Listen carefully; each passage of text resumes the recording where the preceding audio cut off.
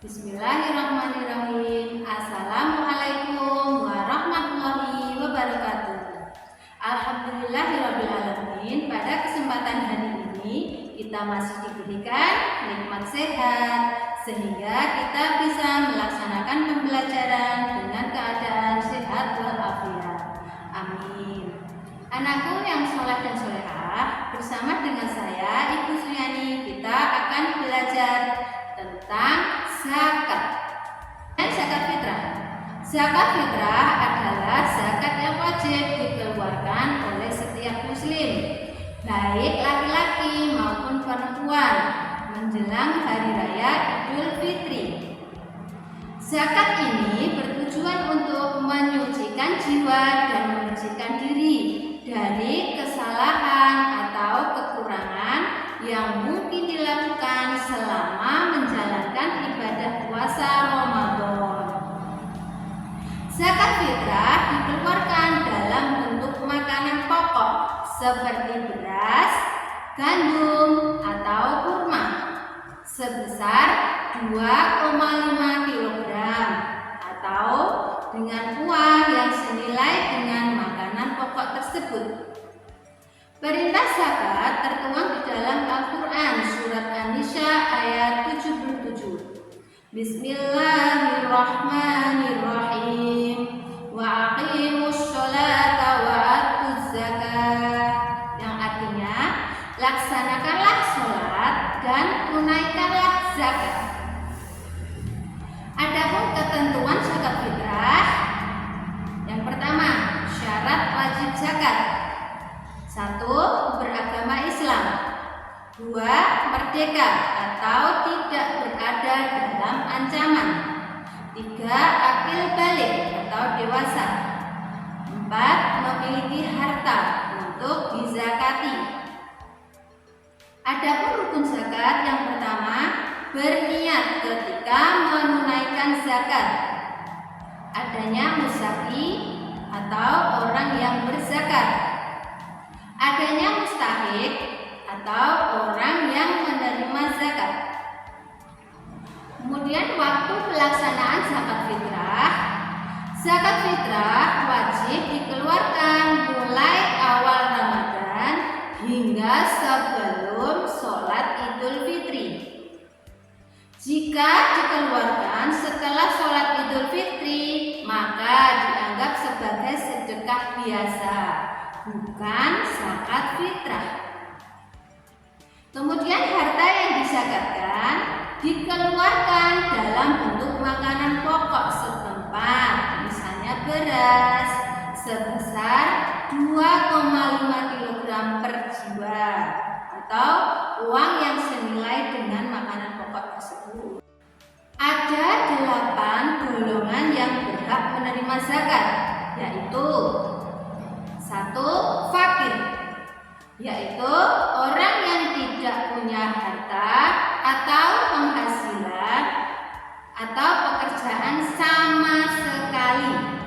Yang kedua, miskin, yaitu orang yang memiliki penghasilan tetapi baru bisa memenuhi separuh dari kebutuhannya, belum bisa terpenuhi semua kebutuhannya. Yang ketiga, amil zakat, yaitu orang yang mengelola, mengumpulkan, dan membagikan zakat fitrah.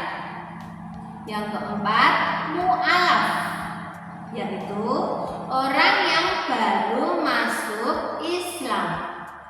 Yang kelima, riqab, yaitu budak atau hamba sahaya yang mempunyai perjanjian akan dimerdekakan oleh tuannya dengan jalan menebus dirinya. Yang keenam, fisabilillah, yaitu orang yang berjuang di jalan Allah Subhanahu wa Ta'ala. Yang ketujuh, gharim, yaitu orang yang terlibat dalam hutang piutang. Yang kedelapan, ibnu sabil, yaitu orang yang kehabisan bekal dalam perjalanan musafir sehingga dia tidak bisa melanjutkan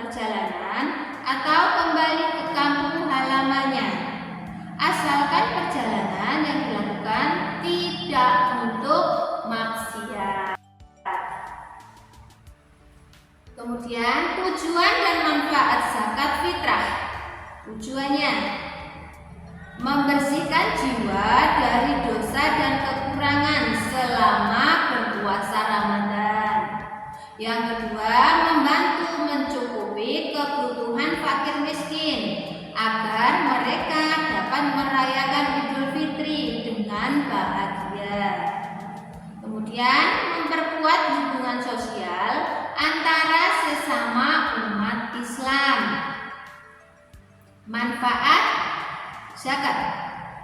Bagi pembayar zakat, zakat bisa menyucikan jiwa dan harta, mendekatkan diri kepada Allah, melatih sikap dermawan dan peduli terhadap sesama.